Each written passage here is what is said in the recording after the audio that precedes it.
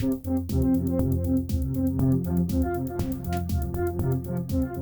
everyone, it's Elizabeth from Elpis Astrology at elpisastrology.com. Thanks for joining me today. So today I am going to do my video, my monthly video for October 2024. And so we have our final eclipse happening this month in the eclipse season. I'm going to talk about that to start off with. We have a full moon that is going to be in Aries. And we have a few other things going on as well. So let's just start off with this new moon eclipse that is in Libra.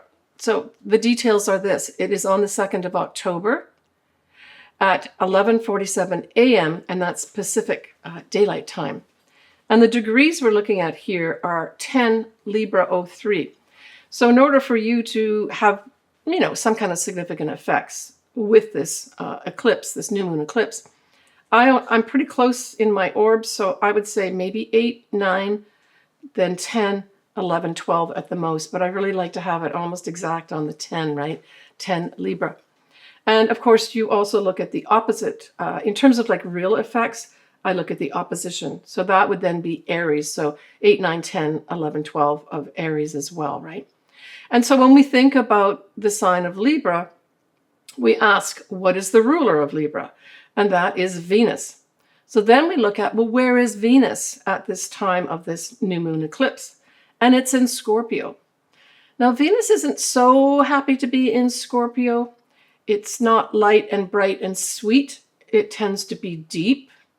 And with Scorpio, there can be obsessive, compulsive type stuff as well going on. This could be a time for some people, especially if you've got your Venus or anything else in your chart, like your sun and your ascendant, aspected by Venus in Scorpio. So Venus is going to be at 11 Scorpio. Then this could be a pretty intense time for you, an intense time of change. So that Venus in Scorpio adds in a lot of depth, right? And then when we look at Mars, we've got Mars at 15 of Cancer. And notably, right, so you want to make sure you check out where your Cancer is, the sign of Cancer is in your chart, because this month we also have the shadow period happening with Mars. So the shadow period starts at 17 of Cancer, right? And then it will go into its retrograde early December, come out of its shadow again towards the end of February next year, 2025. So what's happening also, we've got a Grand Trine happening at this eclipse time period on the 2nd of October. And I really like this because this is an actual water trine. So it's going to bring a lot of emotional energy into the realms here of this eclipse. So we have the actual, we've talked about the Venus, we've talked about Mars, and the other planet we have in this Grand Trine is Saturn. And Saturn is retrograde, but it's at 14 degrees of Pisces. And so take a look. Again, let's do the orbs here. Let's say between 10 and 16 degrees of either Scorpio, Cancer, and or Pisces. If you've got those aspected, this could be a significant new time for you, right? Now, I think a lot of this eclipse is going to play out in a mundane, on the world stage. We've got this trine on top of the new moon in Libra. And I really feel that those Libran type vibes of the legal profession, laws, legal cases, as well as diplomacy are all going to be up at this eclipse. And just remind yourself that if you do have something around this 10 degree of Libra mark, and therefore you're affected by it, this effect of the newness in Libra at the eclipse could go on for about 6 months, sometimes even up to a year. So what do we have happening in October? We have the Supreme Court in the USA coming back. And I'm not sure if they're coming back on the 2nd of October when the eclipse is, or the following week. Whichever way it goes, I think they're going to be playing into this. They may have some more things that they want to enact or change. So that might be up here in terms of the newness. But I think also, if we're really lucky, we will have some of these laws that the Supreme Court put out, put a different spin on it, take another look at it, listen to the people, and maybe decide to make some changes. We may not see that change at this time, but I'm getting this feeling that there may be something that they review again and maybe change some of those laws that they put forward to benefit everybody in our society. And I'm talking especially in the USA. The diplomacy part I see as new starts with regards to hopefully these two different wars that are going on that seem to be getting bigger and bigger in some ways. So I think there's going to be huge efforts to put that forward. We may not see peace, real peace in these regions. So we're talking about Gaza, Israel, as well as Ukraine. Probably till we get through next year in April. So we've got a Mercury as well as a Venus retrograde happening March, April. I'll get into those more details later, but I just wanted to give you the heads up. Because we've got those retrogrades happening in Aries, we can talk about war. Then it goes into Pisces, is more about peace. I think we may actually come to some peaceful resolution, but I don't think it's going to be really hard and fast until April next year. But I think this is going to be huge inroads in the right direction at this eclipse. So we have Jupiter sextile Chiron. And so Jupiter sextile and Chiron can just bring in some opportunities to heal, right? And this is around the 25-degree mark. So this would be 25 of Gemini and 25 of Aries. Okay, so let's head out of that eclipse and now go into some of the things that happen. And the 6th and 7th of October, we have Mars, as I mentioned, at 17 Cancer in shadow. So how would I use that? I would say pay attention to what comes up around that time period, right? Because it's going to be featured more as we get into the retrograde period. Most of this Mars retrograde is going to be in Cancer. And not only is it the retrograde, once we get into next year, like March, April time period, it's going to be going direct, Mars, but it's going to be still in Cancer. Now, I have a Cancer ascendant around 14 degrees, so I will definitely be affected by this. I'm expecting I'm going to be probably very busy. There's a lot of home things that I'm doing at the moment too, so those may increase, and maybe I'll even get some of them done. So you really have to have something around the start, right, of the shadow period, which is 17 Cancer. And then we're looking at around 6 degrees or so of Leo. All right, so that's what it starts in December. I will cover it a little bit more then, but I just wanted to give you the heads up. Look to see where your Cancer placements are. Pay attention to around this 6th, 7th of October with what comes up. And it could be just frustrations come up, or you start thinking about planning to do something to take action. Know that that action may be delayed with the Mars retrograde. So what can you do? You want to do plan A, plan B, and plan C. If you've got something important that you're planning on taking action, especially with regards to the time period of December, all the way through the end of February, which is the exact retrograde time period, right? All right, enough about that one. We've got on the 9th of October a beautiful setup. Now it's a little wide, but we have Venus trining Mars. And so we've got Venus in Scorpio and Mars that's going to be in Cancer. Well, this is a beautiful setup if you've got this type of setup here. So we're looking at, again, around that 17-degree mark. And I would say that this could bring in for some folks, a relationship that is, it's got real depth to it because we've got that Scorpio part that is so, but it adds that little bit of obsessiveness. You know, you could be drawn to somebody with this Venus trine Mars. But the other thing it can bring in, because Mars and Cancer really speaks to our need for security and safety. So you could have a combination of that, right? But at its worst, it may be just trying to cling to somebody when maybe you need to back off a little bit. So if you are entering into a relationship around this time, just be aware of those types of energies that could be coming up and maybe just back off a little bit. That's what I would say. But certainly an intense time for relationships, for sure. On the 10th of October, we have Jupiter retrograde at 21 of Gemini. So I would say that this could bring in, maybe you're wanting to expand, could be expanding in writing, whatever Gemini means for you. So it can be, typically we're talking about communications of any sort. Maybe some folks will have something delayed with regards to making a presentation somewhere. Writing could be delayed, or they have to replan that. Really, Jupiter itself tends to just bring beneficial influences, even in retrograde, even in square, even in opposition. So it might be just a time to regroup with regards to whatever communications type things. For others, it might be siblings involved here. Travel could be delayed for some reason. You know, Jupiter rules the 9th house of international travel, but Gemini rules the 3rd house of local travel. So if you have this 21 degrees in your chart somewhere, you may find that travel, either international or local, maybe for your work, is delayed for some reason, or you have to take a different route. And again, knowing this is coming up on the 10th of October, if you've got something important you've got to get to, have a plan B.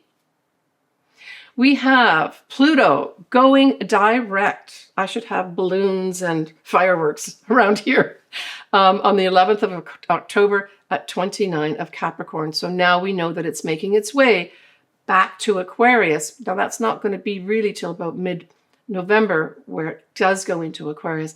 But this is the final stretch, right? And it's going direct. So I'd say that's a positive thing.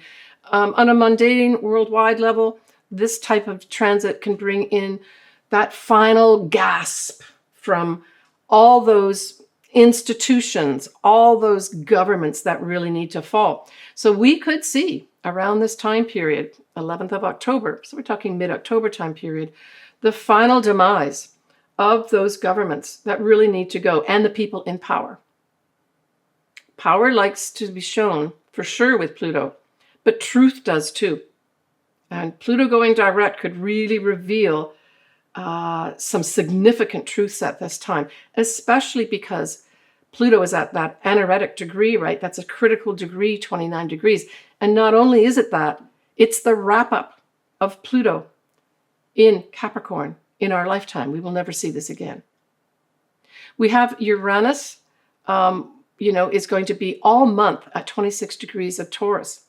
So if you do have this degree as well, there could be some enlightenment, some shakeups, some wake-ups for you. Because it's lasting the whole month, and if you've got this degree, 26 of Taurus, then expect some real big enlightenment and big change coming your way. When we look at the 15th of October, we have Venus again, and it will be opposite Uranus. Well, this can really amp up the excitement with regards to what? Mainly relationships. So this could, on its own, bring in a relationship unexpectedly out of the blue for you.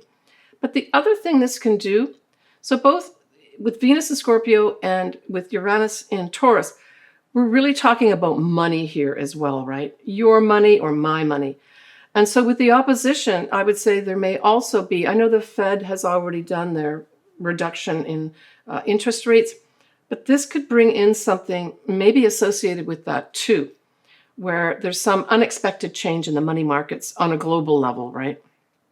But on an individual level, this could bring in suddenly out of the blue a relationship. It can also, on the other flip side of that, have a relationship end at the same time, right?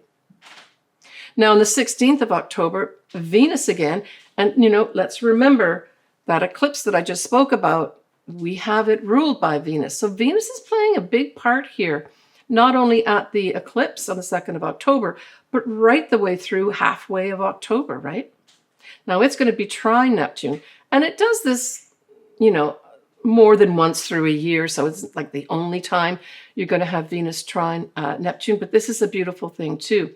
This is going to bring in opportunities for us to be inspired, great inspiration, right? So, hey, if you've got to give a presentation, say around the 16th of October, this setup of this transit could really have you inspiring people. Venus can also stand for females. So there may be some inspirational thing that happens here with regards to females. Or a female may provide great inspiration at this time. Now, just going back to that eclipse again, I'm not going to go into what's called the Saros cycle. I know other astrologers have, but just know that all these eclipses that we have happen are part of larger cycles from way back sometimes 1,000 years ago. And some of them will go forward for at least another few hundred years. And so each of these eclipses belongs to a certain cycle. This particular eclipse that I've just spoken about belongs to what's called the 8 South. And then you have certain themes associated with it. So for this one, even though it's a new moon, it has separation, loss, and to finish something. But finishing something and wrapping up something, but for some reason there's a little bit of sadness associated with it. So, this could play out for some folks where you have this great creative project that you've been working on maybe for years, and you finally put the final touches to it, but your whole life has revolved around it. And now you're seeing that, ooh, I'm going to have to now let that little baby go, whatever it is that you're creating. So that sort of thing, just to give you, something to imagine what I'm talking about. The other big thing about this eclipse, though, is to take good care of your physical body, right? Let's move on to the next lunation. So that's going to be the full moon in Aries. It occurs at 24 Aries, 35 minutes. It's a full moon, so we know that the sun is in the opposite sign. So here we are featuring Libra again, right? So that's 24 Libra is where the sun will be. It happens on the 17th of October at 4:27 a.m. Pacific Daylight Time. The moon will be conjunct in Chiron, and so we're talking about healing energies here of some sort.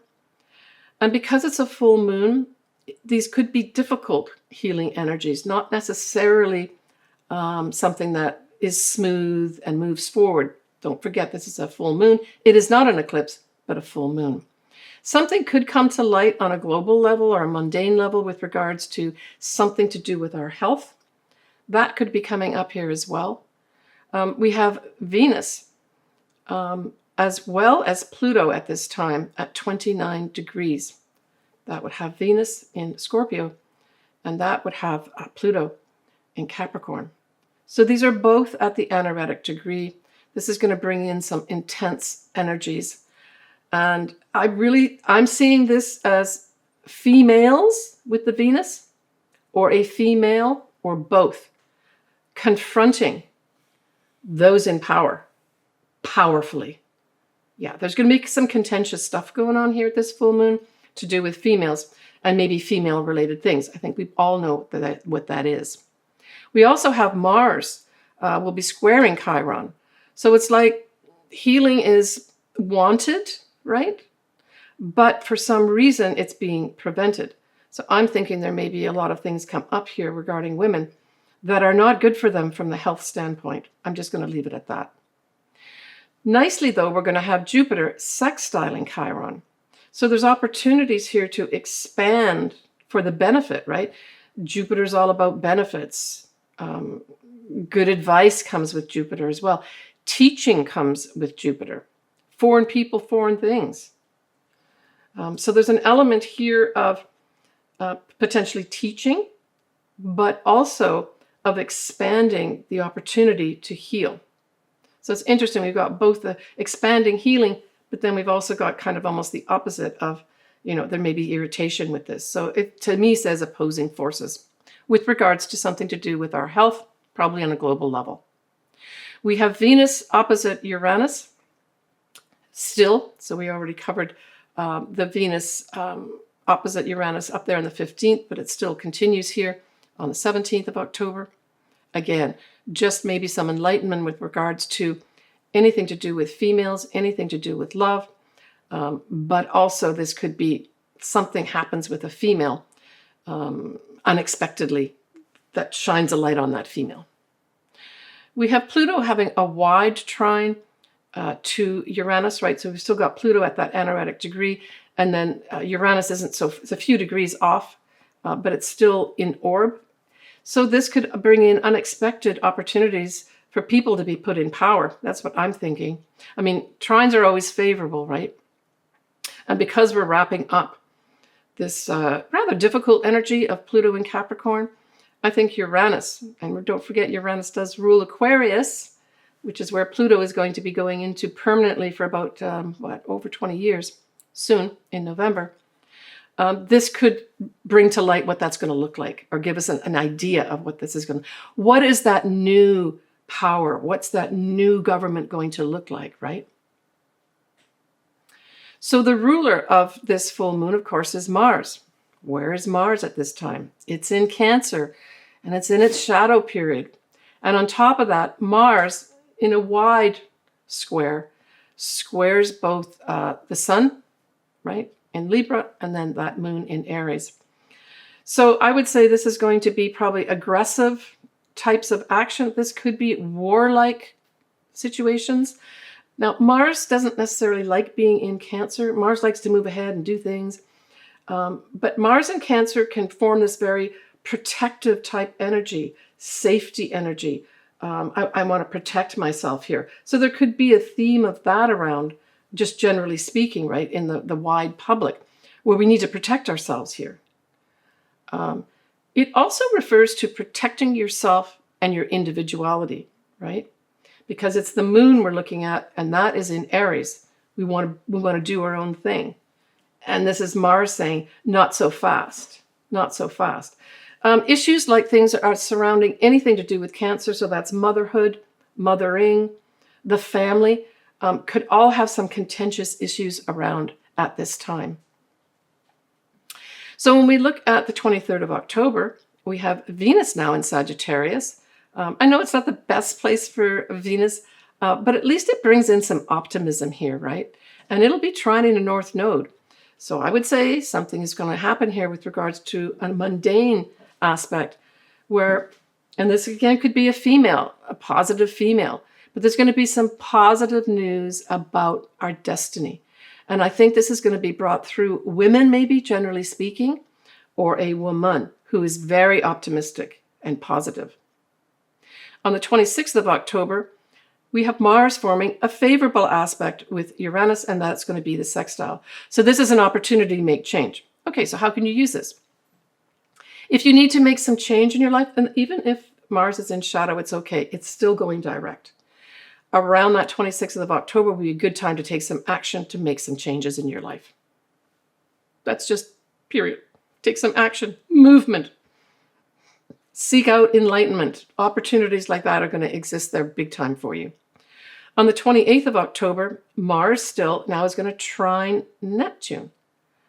And so this is going to bring in opportunities to be inspired. Like this is like, a global inspiration. When you get that inspirational speaker really saying, wow, I feel optimistic about my future here, for sure. I really feel good about what's going on.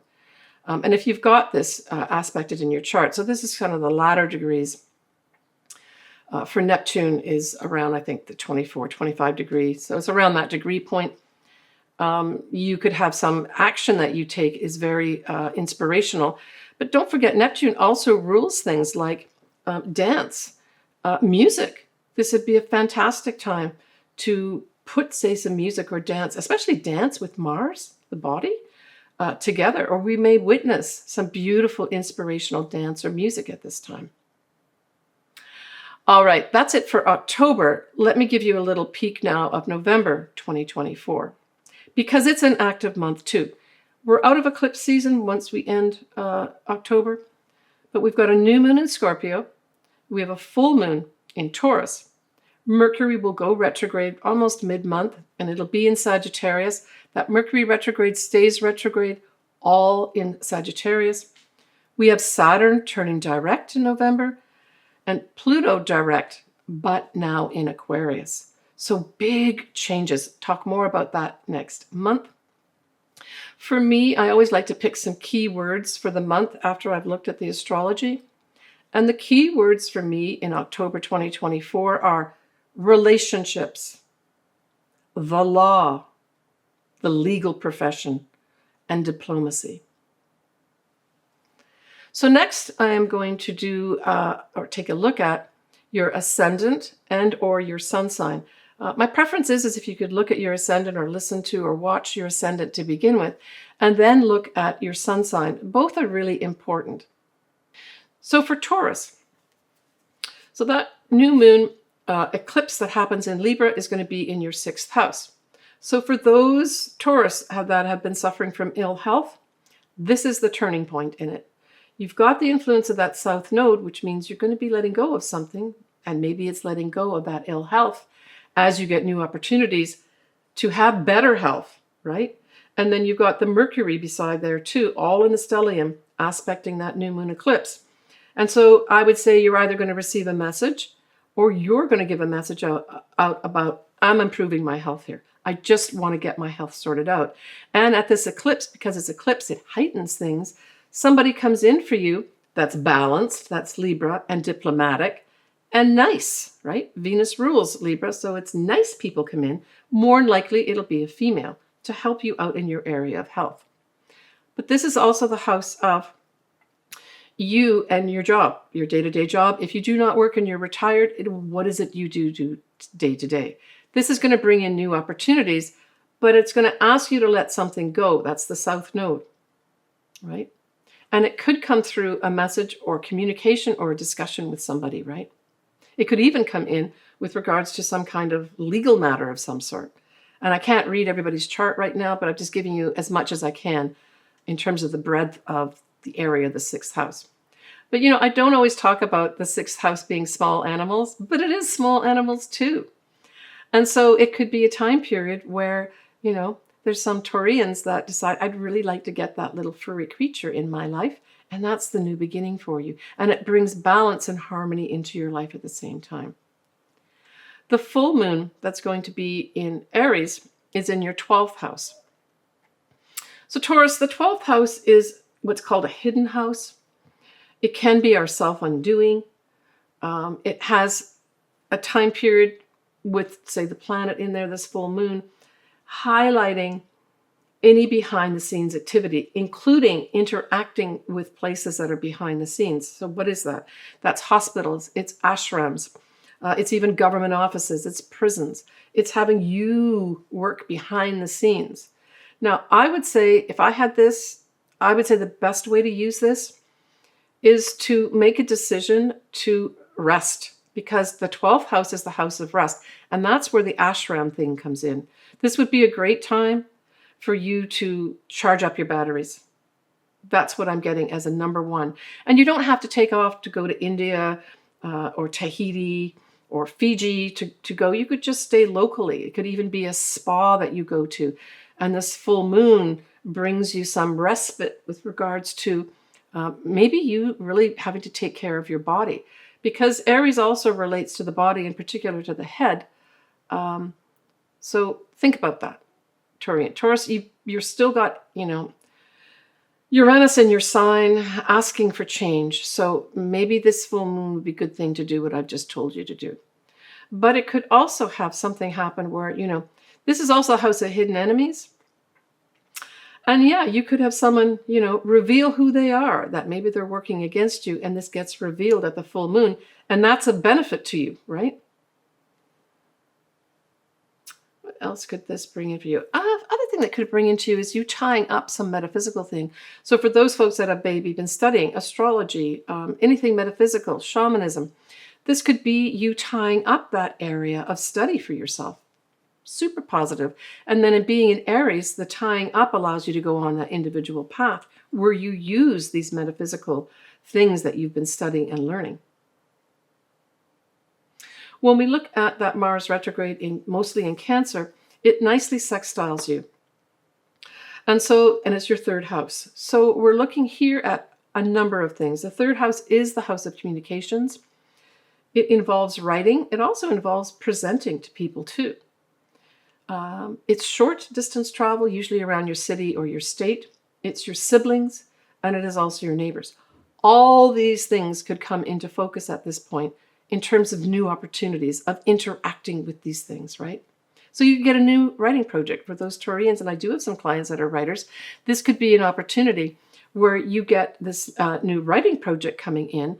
It's not going to be triggered, say, till February after the Mars retrograde, and this is you putting all the pieces together. The contracts, putting together, as I mentioned in another video, your Gantt chart. Where are your milestones that you have to do this? What actions are you going to have to take? Mars retrograde almost always brings in frustrations, though, in terms of, I want to do this now, and you can't do it. So Taurus, that's going to happen for you too, in either a big way or small way. So what can you do now? Let's say you do have a writing project coming in of some sort, or maybe putting together some kind of educational type of thing that involves writing. Plan for it. Do a plan A and a plan B. You know that this is going to be due, let's just say it's supposed to be due in early February, but we still have the Mars retrograde going on. Know that there's going to be probably a delay. So what's your plan B going to be when you're supposed to deliver it mid-February, but you still got the Mars retrograde and a delay comes up? So just think through the process is what I would say. Mars is retrograde is a great time to figure out where there may be some delays and what would you do for those delays, not trying to overcome the delay right then and there. Yeah, I mean, there could also be delays with regards to maybe connecting with your siblings for some reason. Something can happen there. This can also bring delays in, you're maybe involved in short distance travel in your job, or for whatever reason, you do a lot of short distance things around your city, maybe visiting people. Know that there's going to be some frustrations with doing that, and figure out different routes when the Mars retrograde happens and the delays start happening, or check out the areas that you know you have to go to, where there's probably going to be some delays. Delays how? Construction. Those things are usually announced well in advance.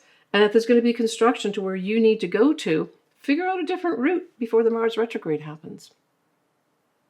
You could have delays if part of what you do in your job is you present. There could be delays in that area as well. So figure out prior to the Mars retrograde other dates that you could possibly present, and maybe even, put that on the calendar as a temporary time when you may have to change the date that you actually present. Don't have everything booked the whole month or the whole time period, those 3 months that Mars is retrograde. Leave some leeway there where there's flexibility is what I would say, if you were involved in that type of thing as maybe your job. All right, take care, Taurus. All right, folks. So that's going to end my whole discussion here of this month of October 2024. I'm sending lots of love out to everybody and lots of great best wishes. Didn't talk about Halloween, but hey, enjoy yourself at Halloween. I haven't looked at that day, but there's no big moon or eclipse at that time. Yeah, enjoy yourself. Love yourself and love other people.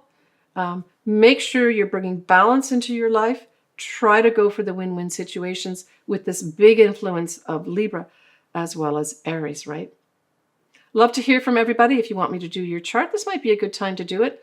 I may be doing a live session coming up in November. I will definitely make announcements about it, where I will be looking at the year ahead. I've still got to do all the planning for it. All right. Take care, everybody. Talk to you soon.